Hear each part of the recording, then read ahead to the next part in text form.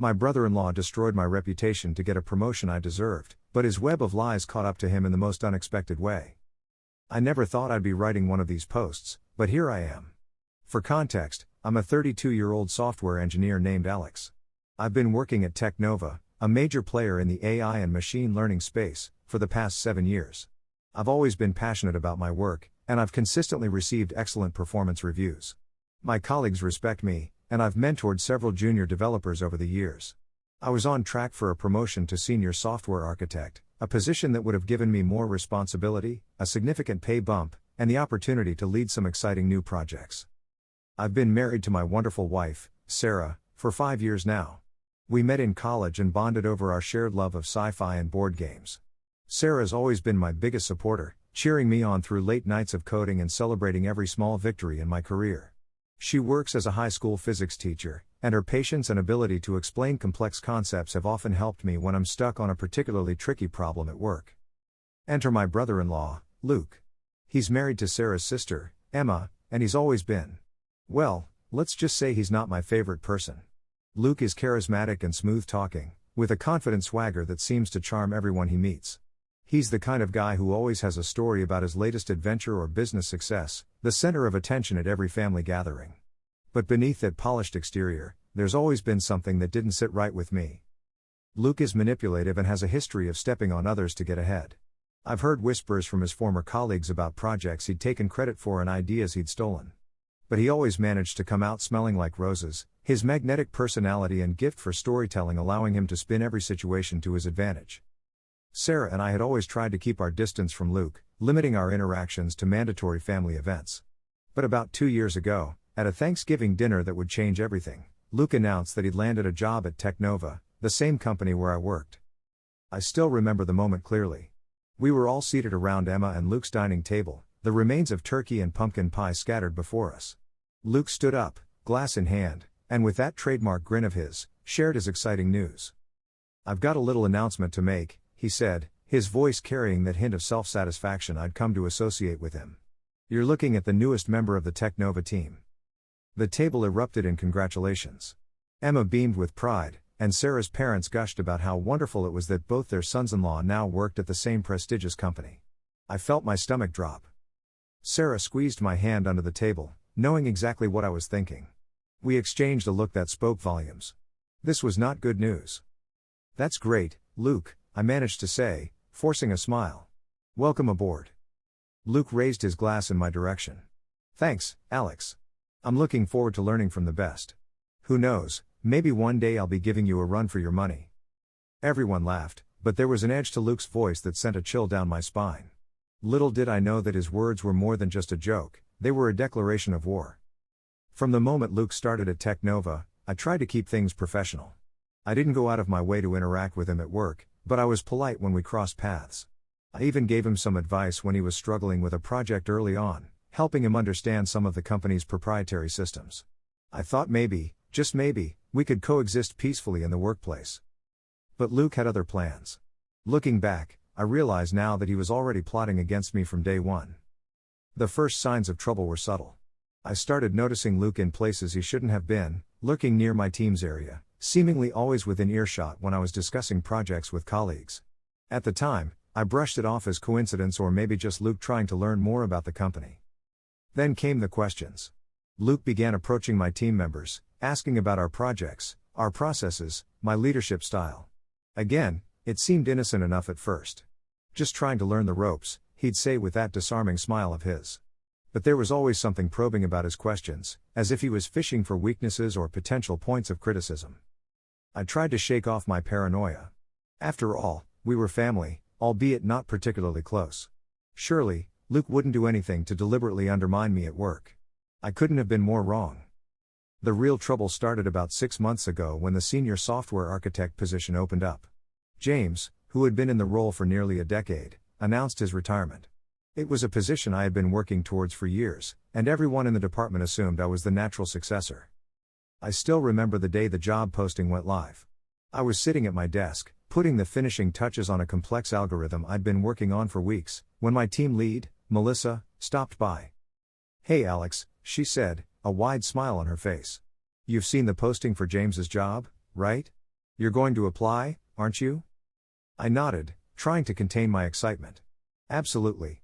I've been preparing for this opportunity for years. Melissa clapped me on the shoulder. Well, you've got my full support. I can't think of anyone more qualified for the role. I felt on top of the world. Years of hard work were about to pay off. I spent that evening at home with Sarah, celebrating with a bottle of champagne we'd been saving for a special occasion. We toasted to new beginnings and exciting challenges ahead. The next day, I submitted my application, complete with a detailed proposal for some innovations I wanted to implement in our development process. I felt confident, but I knew better than to take anything for granted.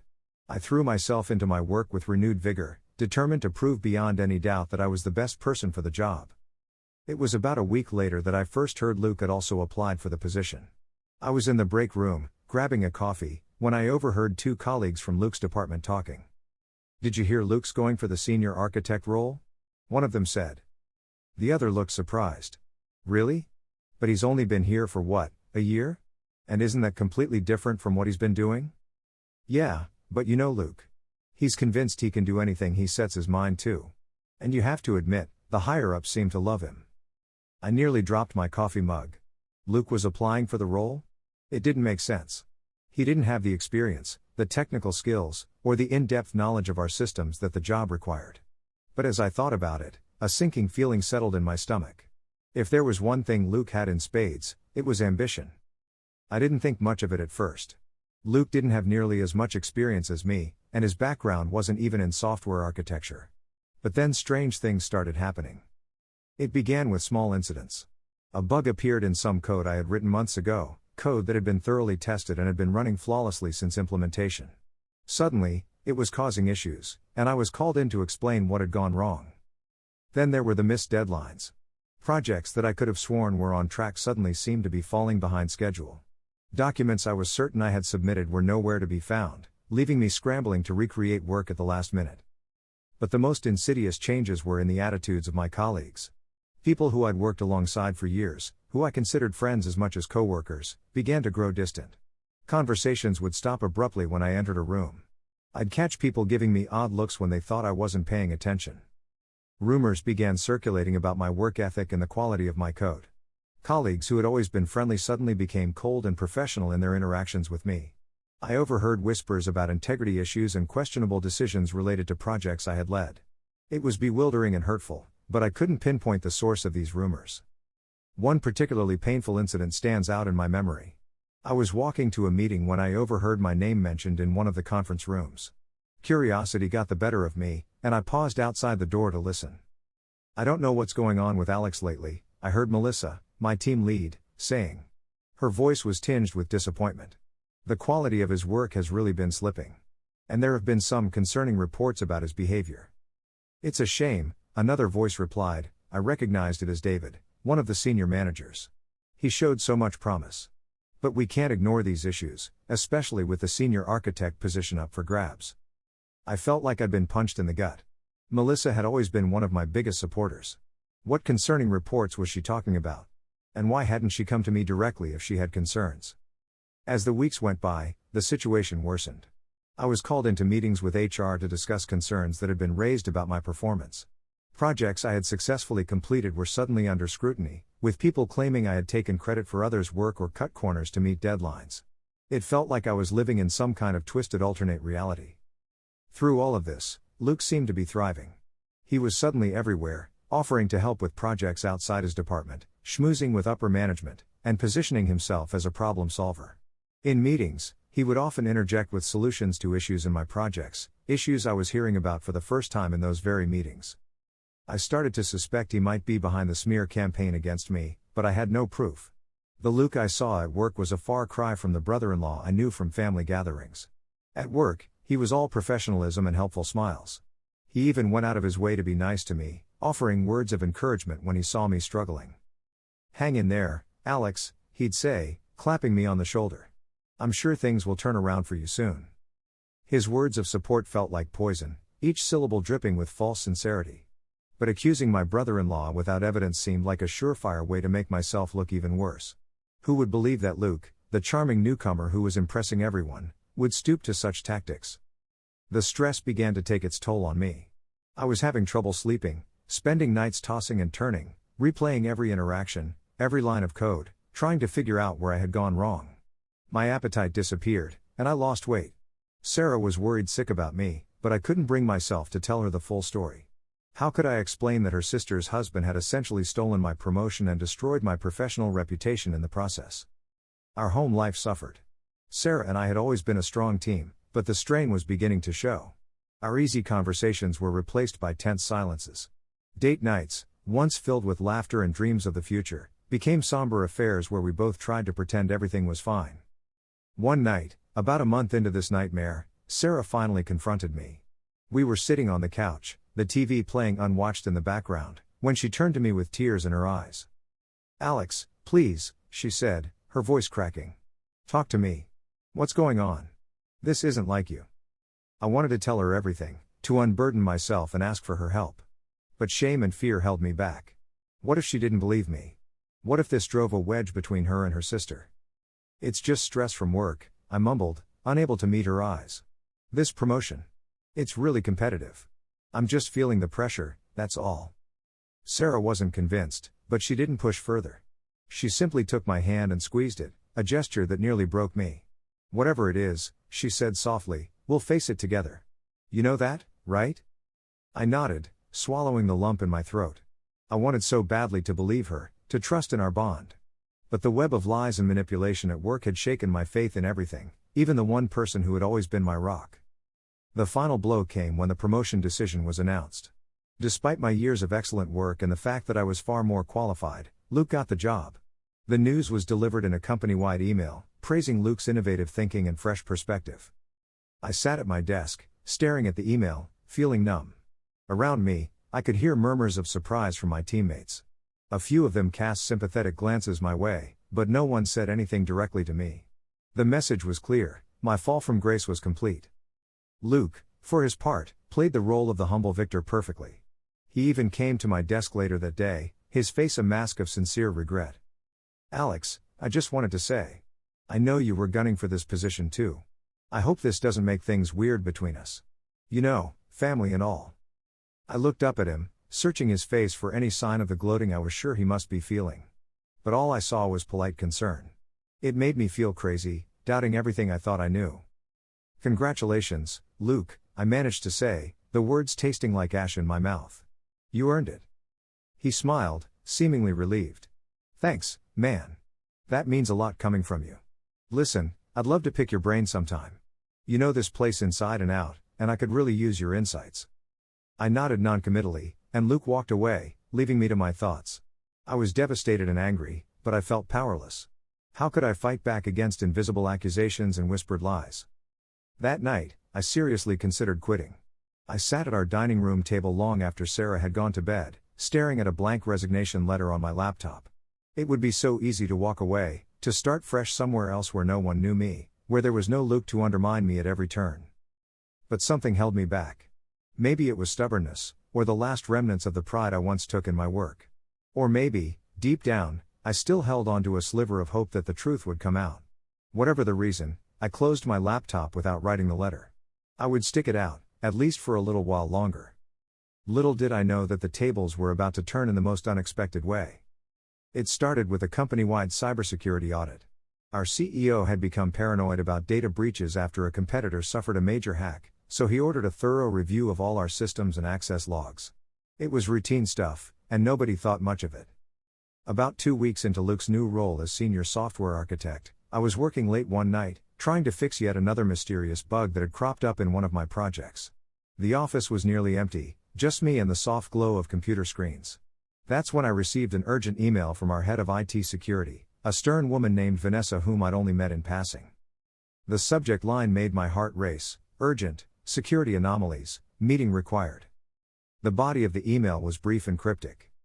"Alex, we need to meet first thing tomorrow morning to discuss some anomalies discovered during the recent security audit. Please be in conference room B at 8 a.m. sharp. This matter is confidential. Regards, Vanessa Chen, head of IT security." My heart sank. Had Luke planted something to further incriminate me? Was this the final nail in the coffin of my career at Tech Nova?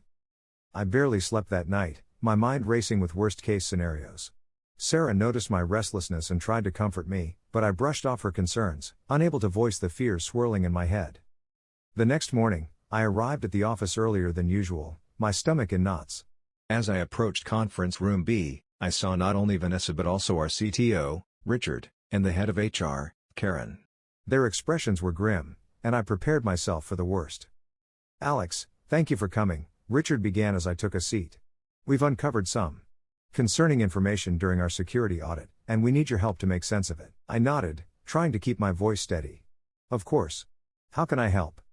Vanessa pulled out a tablet and began swiping through what looked like logs and charts. "Alex, according to our records, you've been accessing a wide range of systems and files over the past 6 months, often outside of your usual work hours. Can you explain this?" My brow furrowed in confusion. "I'm not sure I understand."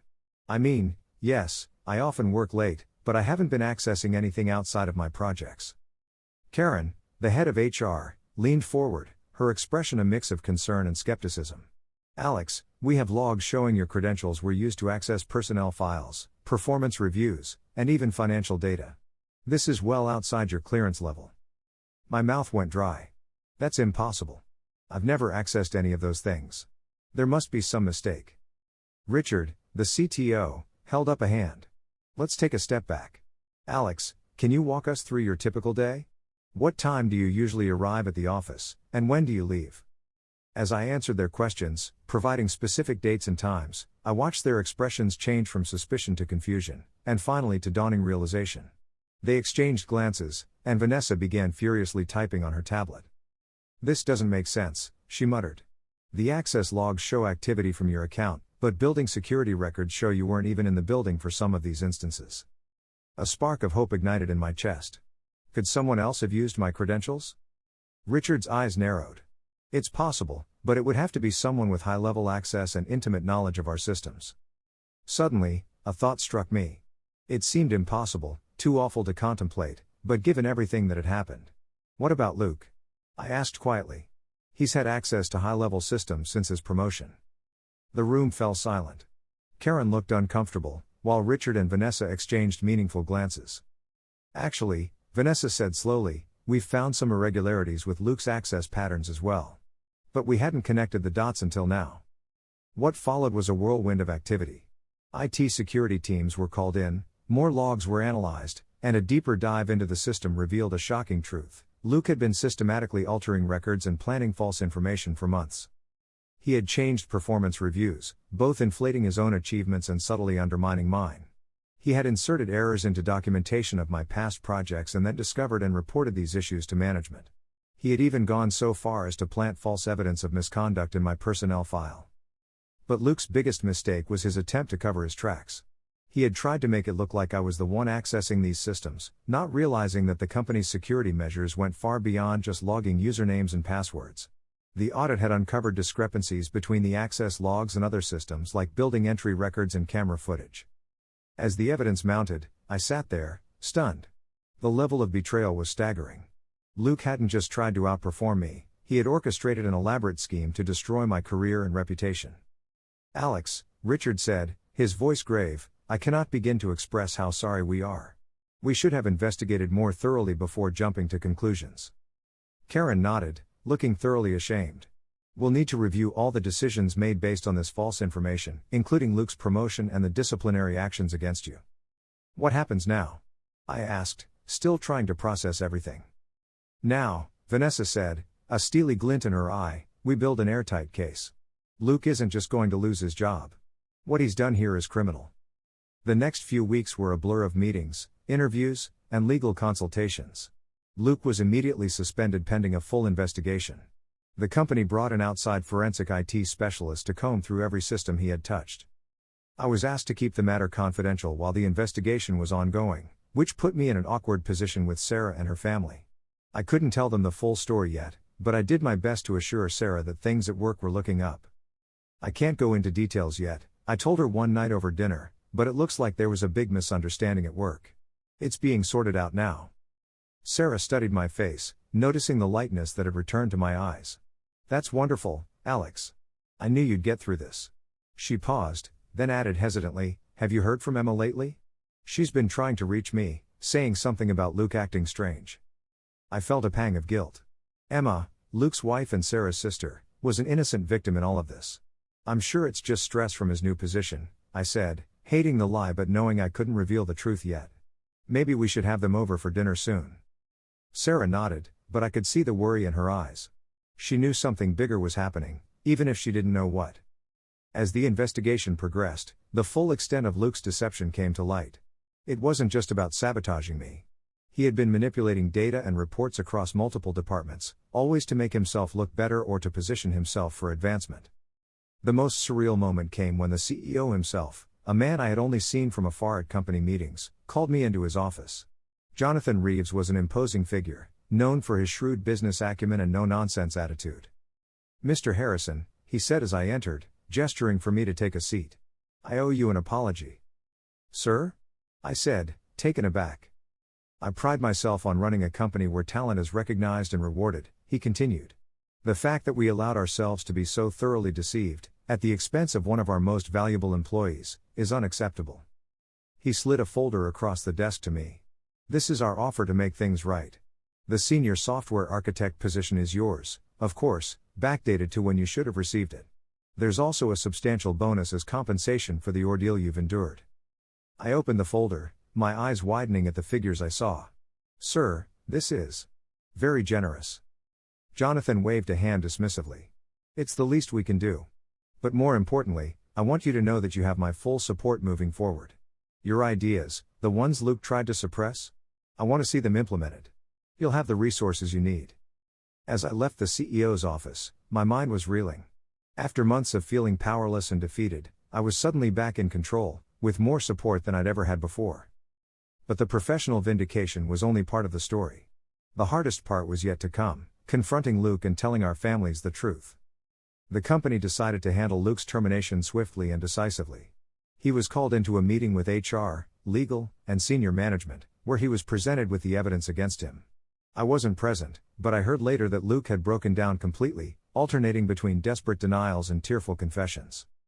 By the end of the day, Luke had been escorted from the building, his company accounts deactivated, and his future in the tech industry effectively over. The company pressed charges for computer fraud and theft of proprietary information. Now came the part I had been dreading, telling Sarah and her family. I decided to start with Sarah, knowing I would need her support for the conversations to come. That night, I sat Sarah down in our living room, took a deep breath, and told her everything. I watched her face cycle through disbelief, shock, anger, and finally, a deep sadness. "How could he do this?" she whispered, tears in her eyes. "To you, to Emma, to all of us?" I held her as she cried, feeling a mix of relief at finally sharing the burden and guilt for the pain it was causing her. "I'm so sorry," I said. "I wanted to tell you sooner, but I couldn't while the investigation was ongoing." Sarah pulled back, wiping her eyes. "No, I understand." "Oh God, Emma. How are we going to tell her?" Telling my sister-in-law was even harder. We invited Emma over, and with Sarah by my side, I gently explained what had happened. At first, Emma refused to believe it, accusing me of trying to frame Luke out of jealousy. It wasn't until we showed her some of the irrefutable evidence that the truth began to sink in. Emma's world crumbled before our eyes. The man she thought she knew, the father of her children, had been living a lie. She oscillated between rage and despair, questioning every moment of her life with Luke. The late nights at the office, she said, her voice hollow. The secret phone calls. I thought he might be having an affair. But this? How could I have been so blind? Sarah held her sister, murmuring words of comfort. I felt like an intruder in my own home, witnessing this intimate moment of sisterly support. But I also knew that our family would need to stand united in the face of this crisis. The fallout wasn't limited to our immediate family. Sarah's parents were devastated, struggling to reconcile the charming son-in-law they thought they knew with the man capable of such deceit. Family gatherings, once joyous occasions, became tense affairs filled with awkward silences and pained glances. Luke himself seemed to crumble once his scheme was exposed. When confronted with the evidence, he broke down and confessed to everything. His excuses ranged from feeling inadequate in his career to financial pressures at home, but nothing could justify the elaborate plot he had conceived to destroy my career for his own gain. In the end, Luke accepted a plea deal to avoid jail time, but the consequences of his actions were far-reaching. He was sentenced to probation, community service, and mandatory counseling. He was also barred from working in any position that involved access to sensitive company data for several years, effectively ending his career in tech. As for me, I threw myself into my new role as senior software architect. The projects I had dreamed of implementing were finally getting off the ground, and I found myself leading a team of brilliant developers who were eager to bring our ideas to life. But even as my professional life flourished, I struggled with the emotional aftermath of Luke's betrayal. I found myself double-checking everything at work, always looking over my shoulder for the next potential threat. Trust, once given freely to colleagues and friends, now came with reservations and caveats. Recognizing that I needed help processing everything that had happened, I started seeing a therapist. Slowly, I began to work through the anxiety and trust issues that this ordeal had left me with. Sarah attended some sessions with me, as we both tried to navigate the new family dynamics and strengthen our relationship in the wake of this crisis. Months passed, and gradually, a new normal began to emerge. Emma filed for divorce and moved back in with her parents, taking the kids with her. Sarah and I did our best to support her, often babysitting our niece and nephew to give Emma some time to put her life back together. At work, I implemented new security protocols based on my experience, determined to prevent anyone else from falling victim to the kind of sabotage I had endured. My team thrived under my leadership, and we began to make waves in the industry with our innovative projects. One day, about 6 months after everything had come to light, I received an unexpected email. It was from Luke. "Alex," it read, "I know I have no right to contact you, and you have every reason to delete this without reading further.